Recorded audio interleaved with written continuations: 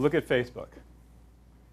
Right? More people spending more time on Facebook now than any other brand, any other site, any other domain on the internet in the world. And more importantly, what's the most impressive thing about this? Look at the arc. Look at the slope of the growth of that wave. Right? Facebook is now 10%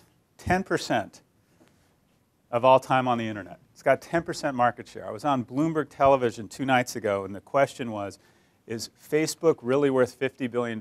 Goldman Sachs just announced a private investment that capitalizes or that values Facebook at $50 billion.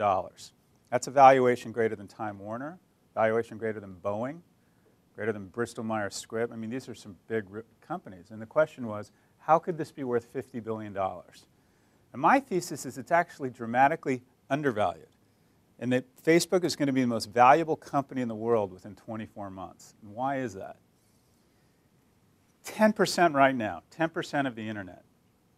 600 million, 580 million people, doubling in the next 80 months, going to over, in the next 18 months, going to 1 billion. So that means logically, the market share should go from 10% to 20%. That's pretty easy. That's just in the next 24 months. Now imagine, and I realize this is a stretch, but imagine that they continue to innovate around product and their ability to connect with consumers, and we continue to spend more and more time as individuals on Facebook. And let's really think big. Let's assume that people on average double the amount of time they spend every day on Facebook. That takes their market share of the internet to 40%.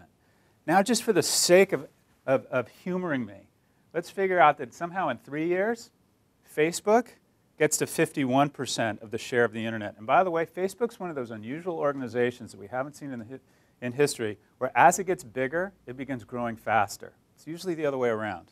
The growth slows because of the law of big numbers. So imagine, if you will, that Facebook were to get to 51% of all time spent online. Then what you have is, I don't know if any of you are Star Trek fans, but there was this thing called I think it was called a speculum, where in Star Trek, that Captain Kirk would land on these planets that looked, smelled, and felt like Earth. They were these exact copies of Earth. If Facebook gets to 40 or 50% of the internet, then effectively, Facebook has become the internet. So now imagine that if all of a sudden someone was able to incorporate the internet, create an LLC, and have shareholders, what is the internet worth? What would the market capitalization be of the internet right now? Facebook has the opportunity within 36 months become the de facto speculum, or the mimic copy of the internet. And it's happening. The top 10 websites accounted for 1/3 of all US page views 10 years ago. 5 years ago, it was 50%. Now, the top 10 websites account for 75% of all page views and all traffic online. So what's happening? The web is maturing. Every day, if you're not one of those top 10 websites, and no, I don't think anybody here is, except for the guy from Facebook, every day it gets more and more expensive and more difficult to drive traffic to your website. Every day. Tomorrow it'll be more expensive to get those uniques to your website. Why?